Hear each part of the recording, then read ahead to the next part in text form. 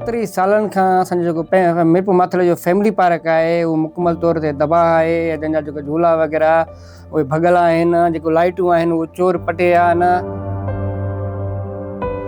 अगर 5-6 साल पहले ॾिसजे तो बाक़ायदा ये फैमिली पार्क जिते फैमिलियूं ॿारड़ा स्कूली ॿारड़ा इंजॉय करण ईंदा हुआ।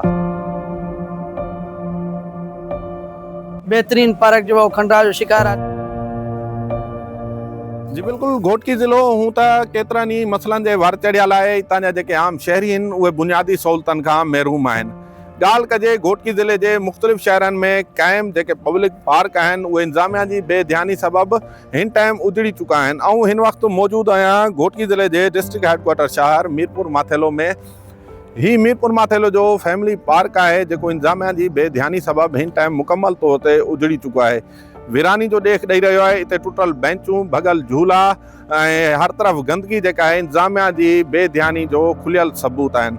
अचो त हिन हवाले सां इते मौजूद शहरियनि सां ॻाल्हि ॿोल कयूं त उहे हिन हवाले सां छा था चवनि। साईं, अवां खे ख़बर आहे त ही मीरपुर माथेलो ज़िले घोटकी जो हेडक्वार्टर शहर है।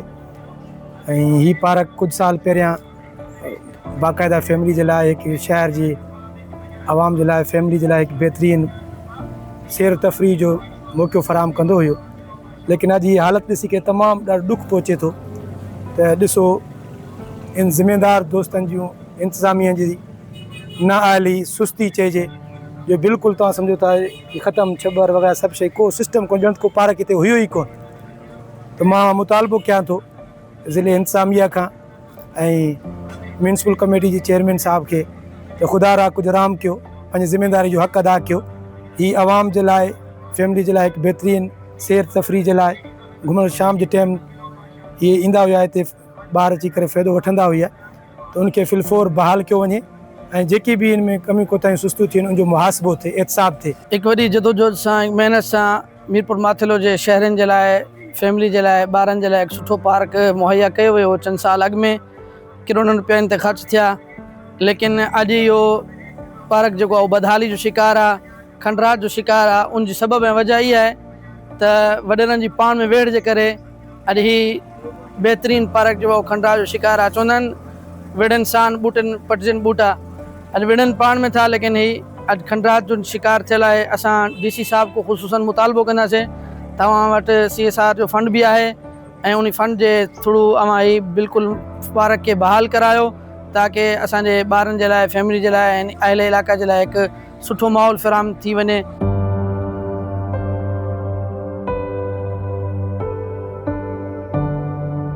केतरी सालन खां असांजो जेको मीरपुर माथल जो फैमिली पार्क है वो मुकम्मल तौर ते तबाह है। जंहिंजा जेके झूला वग़ैरह उहे भॻल आहिनि, जेको लाइटूं आहिनि उहे चोर पटिया आहिनि ऐं जेके छबर आहे उहो मुकम्मल तौर ते सड़ी वियो आहे, सड़ी रख थी वियो आहे। ऐं इंतज़ामिया जी ख़ासि तौर ते डिप्टी कमिश्नर घोटकी जी बेध्यानी सबब ऐं हुन जी नाअहली सबब असांजो जेको मीरपुर माथल जो फैमिली पार्क आहे उहो तबाही जो ॾेख ॾेई रहियो आहे। तव्हां ॾिठो आहे मुकम्मल तौर ते पार्क तबाह आहे। केतिरे ई सालनि खां असां सियासी समाजी धुरियूं शहरी डिप्टी कमिश्नर घोटकी खां मुतालबो कंदा हुआसीं हिन जे पार्क जे लाइ। असां इhtजाज कया, पोइ बि असांजो को बि तदारक न थियो आहे। असीं हिकु दफ़ो ॿीहर तव्हां जे थ्रू चैनल जे थ्रू असां DC घोटकी ऐं वस वारनि खां मुतालबो था कयूं असांजो पार्क खे बहाल करे शहरनि मां बेचैनी आहे उहो ख़तमु कई वञे। हिन पार्क जे लाइ जेतिरो बि चइजे घटि आहे। सिर्फ़ु एतिरो DC घोटकी खां असां उमेदु सम्झूं था, छो जो DC साहब बहितर माण्हू बि आहे ऐं असां उमेदु सम्झूं था त हिन पार्क ते ख़ुदा रा राम खाई करे हिन खे आबाद कयो वञे। हे जेके क़ीमती बूटा आहिनि एॾा क़ीमती आहिनि जेके सालनि में वॾा थींदा आहिनि। हे इंटरनेशनल पार्क आहे। हिते भारत का आयल वफ़द, भारतीय यात्रियुनि जो वफ़द हिते वण पोखियो, पर अफ़सोस सां चवणो थो पए त हिते पाणी कोन्हे। जेको बाग बाग़ीचो सारो सुके थो पियो ऐं सारो सड़ी तबाह थी वियो आहे। ख़ुदा रा इंतज़ाम कई DC साहब हिन खे आबाद कयो वञे जीअं शहरनि खे बहितर सहूलियत मिली सघे।